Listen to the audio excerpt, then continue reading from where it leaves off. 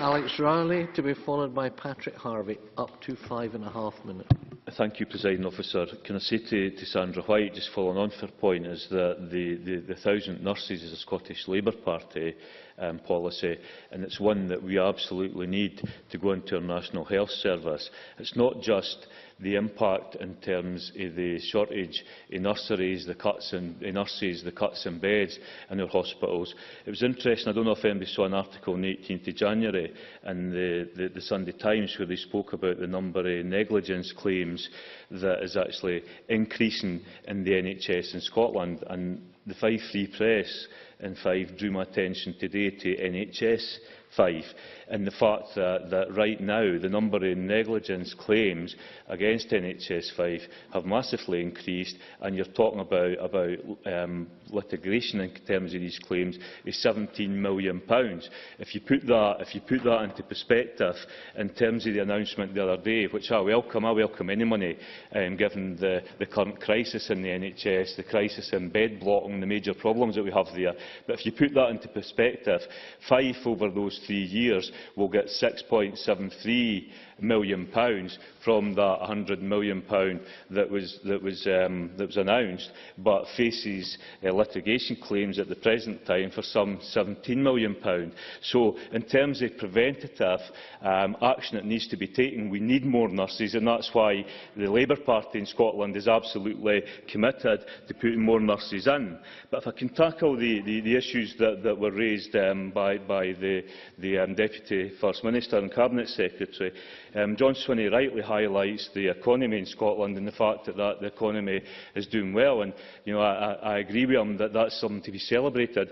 But the issue and the problem with his budget is that what I can't see directly is where the strategy is for actually tackling to ensure that the benefits of an economy doing well are spread across the whole of the economy.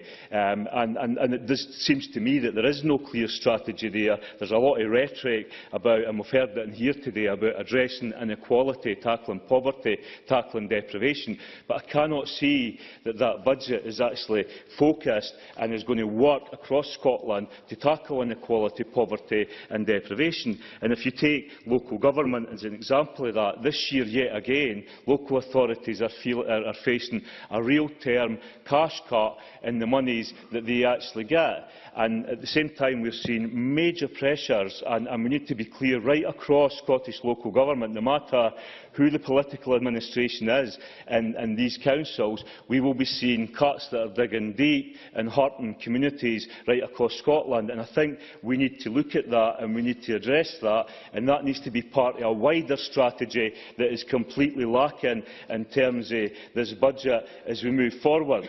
In terms of unemployment, whilst unemployment has fallen and should be celebrated, the fact is that there are still far too many people out there that are not getting the opportunities. We've got to be more ambitious and simply want increases in benefits and more people on benefits.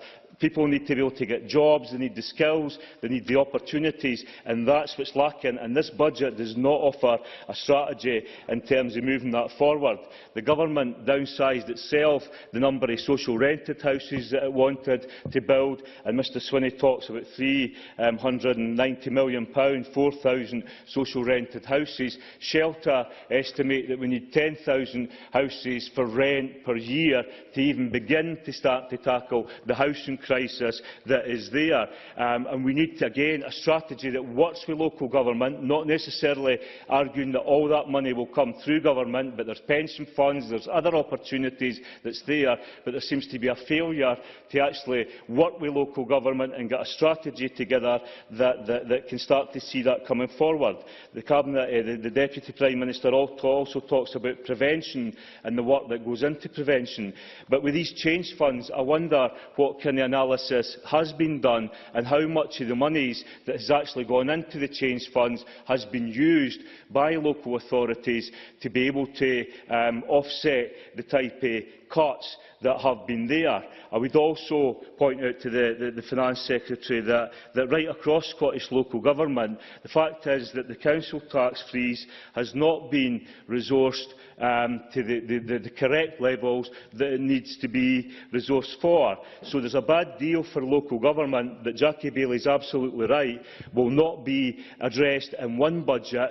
We need a clear, coherent strategy for tackling inequality and ensuring that the wealth of this country is spread across the whole of Scotland. This budget fails to do that.